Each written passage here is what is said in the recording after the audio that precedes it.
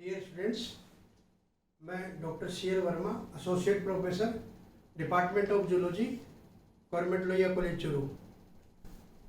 आज अपन पढ़ने जा रहे हैं एलिमेंट्री कैनाल ऑफ ब्रेंकियोस्टोमा। ब्रेंकियोस्टोमा में एलिमेंट्री कैनाल का अध्ययन करेंगे,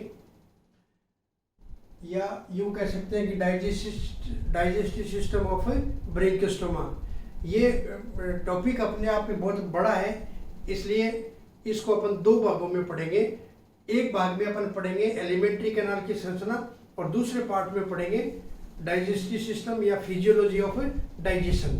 तो आज अपन शुरू करते हैं केवल एलिमेंट्री कैनाल की संरचना, ब्रेंकियोस्टोमा में एलिमेंट्री कैनाल। ब्रेंकियोस्टोमा के अंदर जो एलिमेंट्री कैनाल है उसके पार्ट्स कौन कौन से हैं। ब्रेंकियोस्टोमा की एलिमेंट्री कैनाल है वो बिल्कुल स्ट्रेट ट्यूब के समान होती है और माउथ से लेकर के एनस तक फैली रहती है। उसके जो पार्ट्स है वो माउथ है, ओरल हुड है। ओरल हुड के अंदर बक्कल चिराई आता है, वेस्टिब्यूल आता है, वेल ऑर्गन आता है। उसके बाद में आता है विलम और एंटेरोस्टोम, फेरिक्स।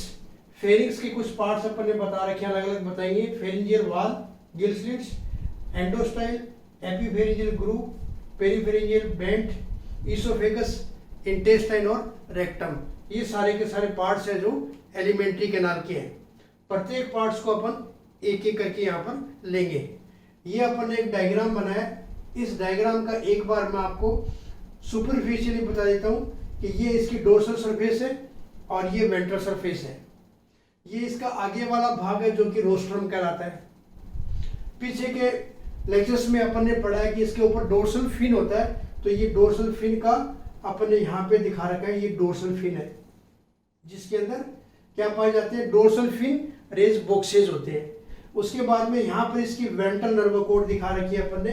ये पूरी की पूरी वेंट्रल नर्व कॉर्ड है और इस वेंट्रल नर्व कॉर्ड के अंदर एक कैनाल होती है, वो कैनाल दिखा रखी है। और उस कैनाल का जो एंड होता है वो क्या कहलाता है, सेरिब्रल वेसाइकल। ये इसका सेरिब्रल वेसाइकल है और एक बड़ा सा वेसाइकल के बाद में आइसपोर्ट होता है। इस नर्व कॉर्ड के बाद में होता है नोटोकॉर्ड नीचे। तो ये अपने नोटोकॉर्ड दिखा रखा है। तो ये नोटोकॉर्ड है वो आगे वाले एंड तक फैला रहता है, पीछे से लेकर के आगे वाले भाग तक पाया जाता है। और ये ही एम्फियोक्सिस का या ब्रेंकियोस्टोमा का सबसे अलग कैरेक्टर है जो कि कोर्डेटा में नहीं होता है, क्योंकि कोर्डेटा के अंदर जो नोटोकॉर्ड होती है वो स्कल के नीचे वाले पोर्शन तक होती है, जबकि एम्फियोक्सिस या ब्रेंकियोस्टोमा के अंदर ये जो नोटोकॉर्ड है रोस्ट्रम के आगे वाले भाग तक फैली रहती है और यही और इसका स्केलेटन का काम करती है। तो जब ये सेंड के अंदर जाकर के सेंड में जाता है तो वो उसमें नोटोकॉर्ड है उसको सपोर्ट करती है। तो ये एक तरीके से उसका एक्सोस्केलेटन का काम भी करती है। तो ये चीजें अपन ने पहले भी पढ़ी है। आज अपन लेते हैं एलिमेंट्री कैनाल। तो एलिमेंट्री कैनाल में सबसे पहले आता है माउथ। ये इसका यहाँ पर अपन ने माउथ दिखा रखा है। तो इस माउथ की पोजिशन क्या है, रोस्ट्रम के नीचे, रोस्ट्रम के नीचे है। और इसका मतलब क्या हो गया, वेंट्रल साइड में हो गया। तो मिड वेंट्रल या एंटीरो वेंट्रल कह सकते हैं, आगे वाले भाग में, और नीचे की तरफ है तो एंटीरो वेंट्रल है। तो ये यहाँ पर इसका माउथ है। अब ये माउथ किससे घिरा हुआ है, यहाँ पर इसके ये ओरल हुड है, इस ओरल हुड से घिरा हुआ है। ओरल हुड क्या होता है, जंतु का जो शरीर है, जंतु का जो शरीर है उस शरीर के जो वाल होती है, उसकी बॉडी वाल होती है, उस बॉडी वाल के दोनों साइड में से क्या निकलते हैं, लेटरल प्रोजेक्शंस निकलते हैं। वो लेटरल प्रोजेक्शन के ऊपर खूब सारे सीलिया पाए जाते हैं। तो वो लेटरल प्रोजेक्शन मिलकर के क्या बनाता है, हुड बनाता है इसका एक, जिसको अपन बोलते हैं ओरल हुड। और उस ओरल हुड के ऊपर बहुत सारे सिराई लगे रहते हैं। तो ये एक्चुअल में ओरल हुड है और इस ओरल हुड के ऊपर खूब सारी सिराई लगे रहते हैं। तो ओरल हुड के बीच के अंदर क्या पाया जाता है, इसका माउथ पाया जाता है, क्योंकि ये ओरल हुड दोनों तरफ से है, ठीक है। तो उसके बीच के अंदर इसकी माउथ की पोजीशन होती है। अब इस ओरल हुड को लेवे तो इस ओरल हुड के अंदर क्या खूब सारे टेंटिकल्स पाए जाते हैं। ये सारे के सारे अपन ने टेंटिकल्स बताए जिनकी संख्या 10 से लेकर के 11 तक होती है। ये टेंटिकल्स हैं जिनको अपन बक्कल सिराई बोलते हैं। ये बक्कल सिराई, ये खूब सारे बक्कल सिराई 1 2 3 4 5 6 7 8 9 10 11 अपन ने यहाँ पे बना रखे। तो ये बक्कल सिराई है किसके, ओरल हुड के। और इन बक्कल शिराई को अपन देखें तो प्रत्येक बक्कल शिराई के अंदर एक स्केलेटन की रोड जा रही है। प्रत्येक के अंदर क्या जा रही है? स्केलेटन की, ये स्केलेटन की रोड है। तो इसको सपोर्ट करने, बक्कल शिराई को सपोर्ट करने के लिए क्या पाई जाती है? स्केलेटन की रोड पाई जाती है, जो कि कनेक्टिव टिश्यू की बनी होती है। ये टेंटिकल्स इस तरीके से मूवमेंट करते हैं जिससे पानी की धारा तो अंदर आती है, वाटर करंट तो अंदर आता ही आता है, साथ में क्या होगा? बड़े भोजन के पार्टिकल्स को ये ओरल हुड की जो बक्कल शिराई है वो अंदर प्रवेश नहीं करने देते हैं। माउथ से जब वाटर करंट अंदर प्रवेश करती है तो उसके बाद में क्या आता है? बक्कल शिराई के बाद में आता है वेस्टिब्यूल। ये इसका वेस्टिब्यूल वाला पार्ट है, ये वेस्टिब्यूल है। और वेस्टिब्यूल को अपन वैसे बक्कल कैविटी कहते हैं, या बक्कल कैविटी कह दीजिए या इसका वेस्टिब्यूल कह दीजिए। तो माउथ किस में खुलता है? बक्कल कैविटी या वेस्टिब्यूल के अंदर। इस वेस्टिब्यूल की जो अंदर की लेयर होती है वो एक्टोडर्म से आश्रित होती है। इसका मतलब ये एक तरीके से क्या है? स्टोमोडियम। क्योंकि अपन एक बार पहले भी पढ़ा था कि डेवलपमेंट के टाइम में अगर अंदर की साइड में ब्लास्टोपोर के द्वारा अंदर की साइड में अगर एक्टोडर्म लाइंड होती है तो उस जो फोरगट होती है उस पार्ट को अपन स्टोमोडियम बोलते हैं। तो एक तरीके से ये एक्टोडर्म के द्वारा लाइंड होती है कौन? वेस्टिब्यूल। तभी ये इसको ये माउथ इसके अंदर प्रवेश करता है। तो ये इसका वेस्टिब्यूल है। इस वेस्टिब्यूल के अंदर बहुत सारे फोल्ड पाए जाते हैं, 6 से 8 की संख्या में। ये इस तरीके से ये खूब सारे क्या है? फोल्ड है, खूब सारे फोल्ड बन गए। और प्रत्येक फोल्ड के अंदर सीलिएटेड एपिथेलियम है, ये सीलिएटेड एपिथेलियम है। और इन सीलिएटेड एपिथेलियम की वजह से इनका जब मूवमेंट होगा तो इनका मूवमेंट होने से क्या होगा? पानी की धारा है वो अंदर प्रवेश करेगी। तो ये जो फोल्ड्स होते हैं उनको क्या कहते हैं? Wheel organ. ये कहलाता है वहील ऑर्गन। ये गोल होता है अपने आप में, वहील ऑर्गन है ये वहील ऑर्गन बाद में एक छिद्र के द्वारा किस में खुलते हैं? इसके बाद में आता है विलम। ये वहील ऑर्गन और वहील ऑर्गन के बाद में एक मेम्ब्रेनस पार्ट होता है। ये मेम्ब्रेनस पार्ट क्या कहलाता है? Wheel organ, velum. तो इस विलम के अंदर एक मेम्ब्रेन पाई जाती है और उस मेम्ब्रेन के अंदर खूब सारे टेंटिकल्स पाए जाते हैं। तो ये अपन ने जो ये दिखा रखे हैं ये टेंटिकल्स हैं, और इन टेंटिकल्स को बोलते हैं विलार टेंटिकल्स। इनकी संख्या 11 से 12 होती है। 11 से 12 इसके अंदर वेलार टेंटिकल्स पाए जाते हैं। तो ये सारे के सारे अपन ने क्या दिखा रखे हैं? वेलार टेंटिकल्स। ये जो विलम है वो अगर अपन देखें तो एक तरीके से इस प्रकार की संरचना होती है, और इसके अंदर एक स्फिंक्टर होता है, और इसके अंदर खूब सारे ये जो अपन ने वेलार टेंटिकल्स बता रखे, इस तरीके से इसमें वेलार टेंटिकल्स निकले रहते हैं। और इस विलम के बीचों बीच में एक छिद्र होता है जिसको बोलते हैं एंटेरोस्टोम। तो ये अपन ने जो ये एरो दिखाया ये क्या है? इसके अंदर एक छिद्र है जिसका नाम है एंटेरोस्टोम। क्योंकि पानी की धारा जब यहाँ माउथ से वेस्टिब्यूल में आएगी और वेस्टिब्यूल से आने के बाद में एंटेरोस्टोम के द्वारा विलम के थ्रू फेरिक्स में पहुंचता है। तो ये जो एंटेरोस्टोम है यहाँ पर स्फिंक्टर भी पाया जाता है।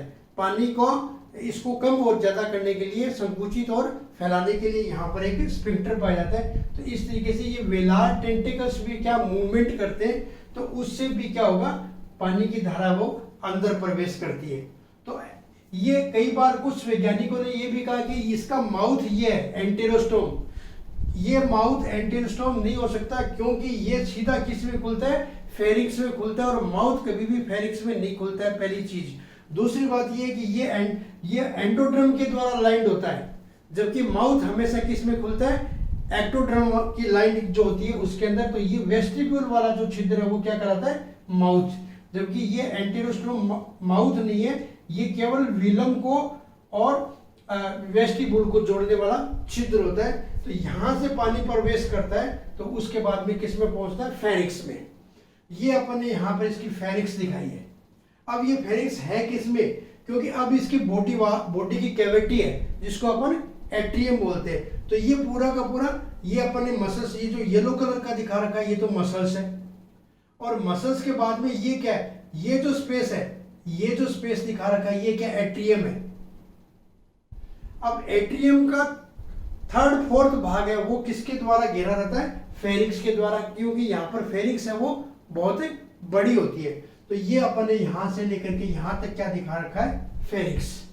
अब इस फेरिंक्स की अगर फेरिंजियल वाल को अपन ले, ये फेरिंजियल वाल को कर ले, तो फेरिंजियल वाल के अंदर खूब सारे क्या पाए जाते हैं, फेरिंजियल वाल एंड गिल स्लिट्स।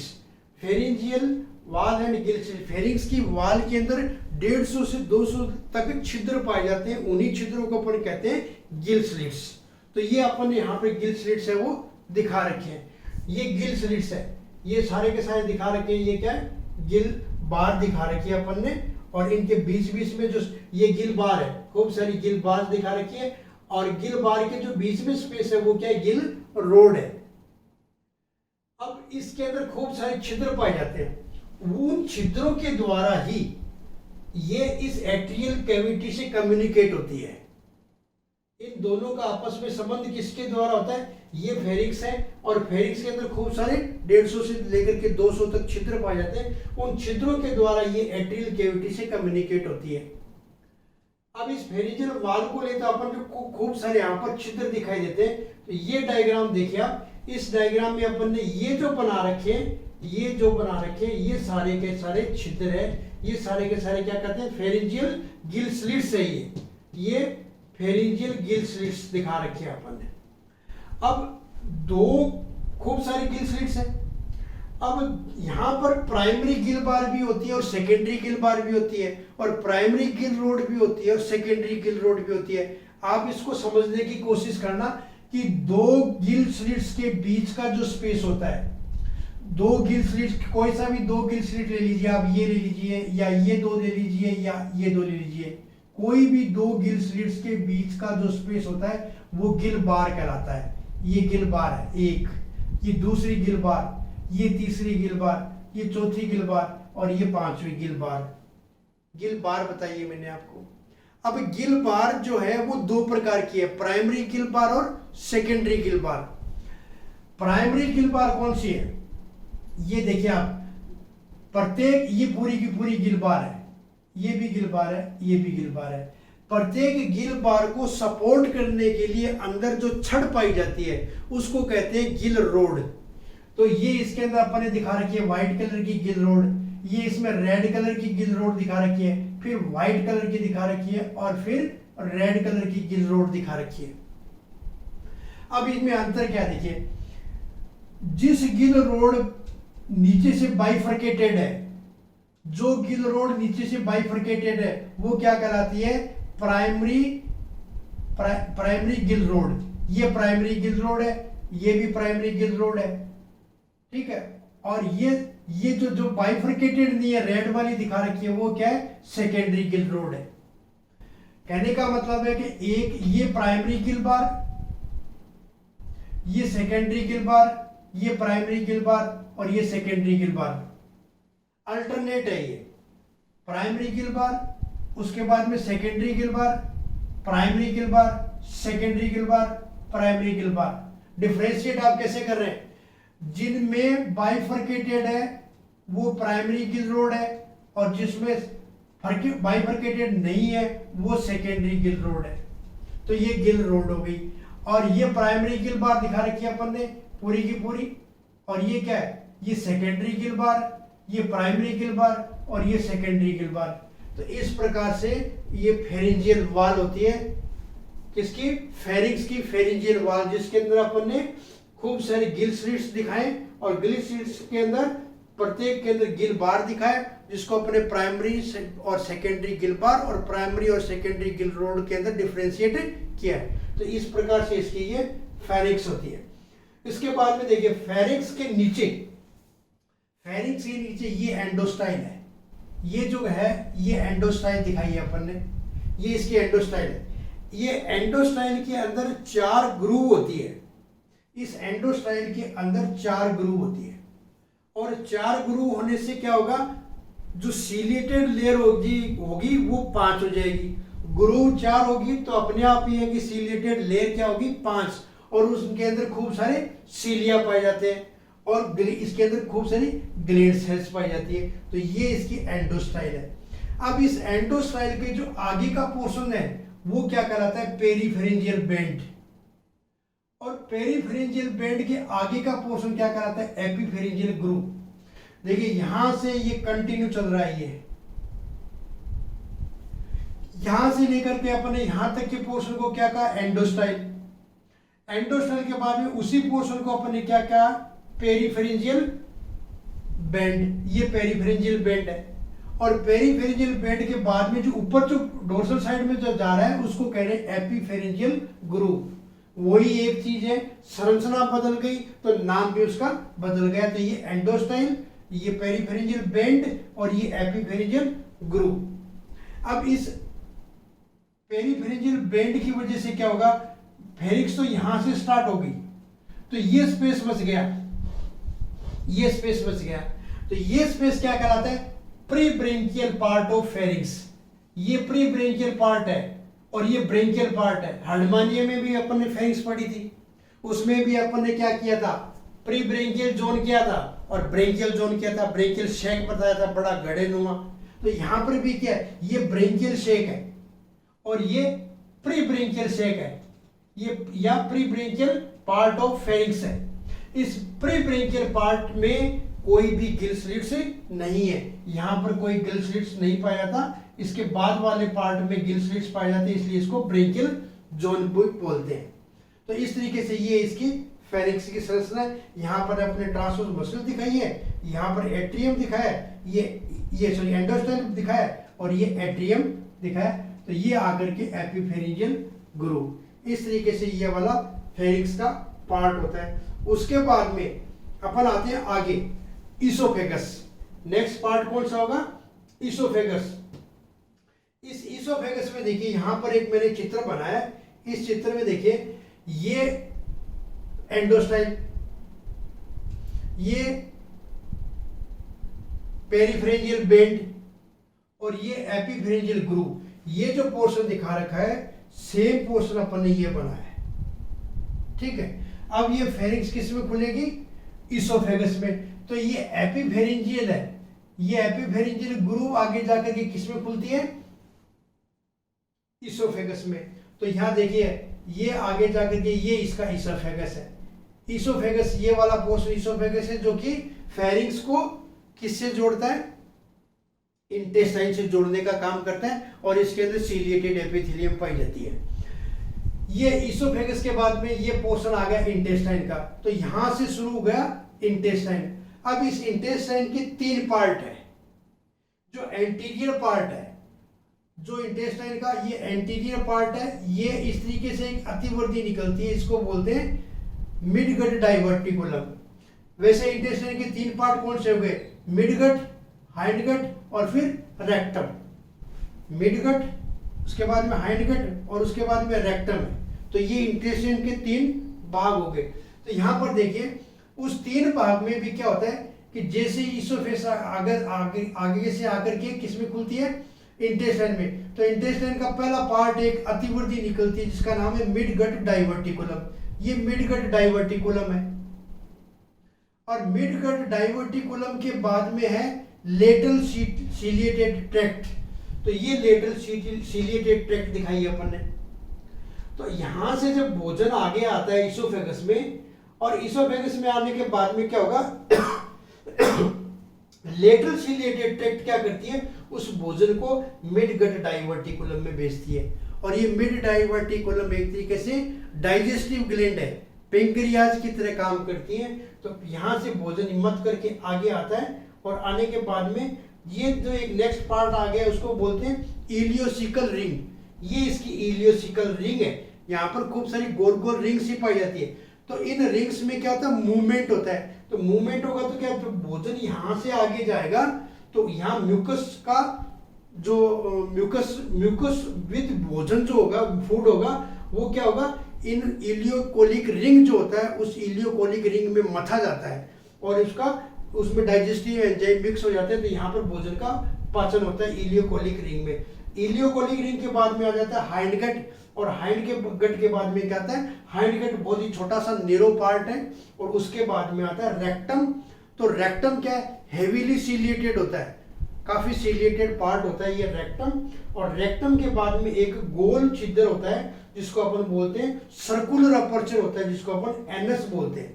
और उस एनस में भी क्या लगे रहते हैं, स्फिंक्टर लगे रहते हैं। और ये एनस है वो कोडल फिन के नीचे मिड वेंट्रल थोड़ा सा राइट की तरफ, मतलब मिड वेंट्रल में भी थोड़ा सा लेफ्ट की तरफ है वो खुलता है, यानी कोडल फिन के नीचे मिड वेंट्रल लेकिन थोड़ा सा लेफ्ट की तरफ है वो छिद्र ये खुलता है एनस। तो इस प्रकार से ये इसकी एलिमेंट्री कैनाल की संरचना है। 1 मिनट में वापस रिपीट करता हूं मैं। ये सबसे पहले रोस्ट्रम, और रोस्ट्रम के नीचे छिद्र है उसको अपन ने क्या बोला है, माउथ। और वो माउथ किसके द्वारा घिरा हुआ है, ओरल हुड के द्वारा। और उस ओरल हुड के अंदर क्या है, बहुत सारे बक्कल सिराई, ये बक्कल सिराई है। प्रत्येक बक्कल सिराई को सपोर्ट करने के लिए बीच बीच में क्या है, उसका स्केलेटन है जो इसको सपोर्ट करती है। और ये टेंटाकल की संख्या कितनी बताई, 10 से 11 होती है। और ये इनका जो मूवमेंट होता है, सब वाटर करंट तो आता ही आता है, साथ में बड़े भोजन के पार्टिकल्स है वो यहाँ से अंदर प्रवेश नहीं करते। इसके बाद में ये माउथ और ये वेस्टिब्यूल में या बक्कल कैविटी में खुलता है। इस बक्कल कैविटी के अंदर जब भोजन आएगा तो यहाँ पर क्या है, खूब सारे फोल्ड है, 6 से 8 फोल्ड है, जिनको अपन ने क्या कहा है, व्हील ऑर्गन। ये व्हील ऑर्गन है जो कि पानी की धारा को बनाए रखते हैं। इस वेस्टिब्यूल में ऊपर की तरफ अपन देखें तो एक ग्रूव होती है, और वो ग्रूव एक खांच में पिट में आकर के खुलता है। उस पिट का नाम क्या है, हेडजेट पिट। और इस हेडजेट पिट के अंदर ग्लैंड सेल्स होती है, ये म्यूकस स्राव का कार्य करती है, और अपने आप में ये एक सेंसरी पार्ट होता है। इसके बाद में व्हील ऑर्गन के बाद में ये वेस्टिब्यूल किस में खुलती है, विलम में। ये वाला पोर्शन है वो विलम है। ये अपने आप में एक मेम्ब्रेन टाइप संरचना होती है। यहाँ पर देखने पर ये एक सीधी संरचना दिखाई दे रही है, जबकि ये सीधी नहीं है, ये अपने आप में इस तरीके से एक गोल संरचना होती है। और उस गोल संरचना में क्या निकले रहते हैं, खूब सारे टेंटेकल, और जो बीच में छिद्र होता है उसको बोलते हैं अपन एंटेरोस्टोम। यहाँ पर अपन ने बना रखा है ये व्हील ऑर्गन बना रखा है, और बीच में ये दिखा रखा है स्फिंक्टर, जो इसका छिद्र को ज्यादा कम करने का काम करता है। इसके बीच बीच में ये क्या पाए जाते हैं, खूब 11 से 12 वेलार टेंटेकल्स पाए जाते हैं। मेन वाटर करंट को उत्पन्न करने में ये वेलार टेंटेकल ही सबसे इंपॉर्टेंट होते हैं। इन्हीं की वजह से वाटर करंट है वो अंदर आती है। तो एंटेरोस्टोम के द्वारा वाटर करंट अंदर आने के बाद में किस में प्रवेश करती है, फेरिक्स में। और ये फेरिक्स के अंदर खूब सारी अपन ने क्या बताए थे, गिल स्लिट्स बताए थे। बीच बीच में इनके गिल बार है, प्राइमरी गिल बार है और सेकेंडरी गिल बार है। और उसके फेरिक्स किस में, एट्रियम के अंदर। एट्रियम का 3/4 भाग है वो फेरिक्स घेरे रहता है। और ये एट्रियम दिखाई है। एट्रियम के जस्ट ऊपर अपने एंडोस्टाइल दिखाई है। एंडोस्टाइल के आगे वाला पोर्शन अपन ने पेरीफेरेंजियल बेड बताया, और ऊपर वाला पोर्शन बताया एपिफेरेंजियल ग्रूव। और ये एपिफेरेंजियल ग्रूव आकर के किस में खुलती है, इसोफेगस में। और इसोफेगस किस में खुलता है, इंटेस्टाइन में। इंटेस्टाइन के अपन ने 3 पार्ट बताए, मिड गट डाइवर्टिकुलम, बीच में लेटरल सीलिएटेड ट्रैक्ट बताया, जो कि भोजन को यहाँ से ऊपर से आने वाले भोजन को इस तरीके से मूवमेंट करता है, ये लेटरल सीलिएटेड ट्रैक्ट, कि भोजन किस में जाए, मिड गट डाइवर्टिकल। और ये एक तरीके से क्या, डाइजेस्टिव ग्लैंड है, यहाँ से भोजन वापस आता है, इलियोकोलिक रिंग से भोजन वापस मथा जाता है। उसके बाद में हाइंड गट से होता है रेक्टम में आता है, रेक्टम के बाद में एनस में आता है। तो ये इसकी एलिमेंट्री कैनाल की संरचना है। नेक्स्ट लेक्चर में अपन है वो इसका डाइजेस्टिव जो प्रोसेस है उसको पढ़ेंगे। ये यहाँ पर कंप्लीट होता है। Thank you.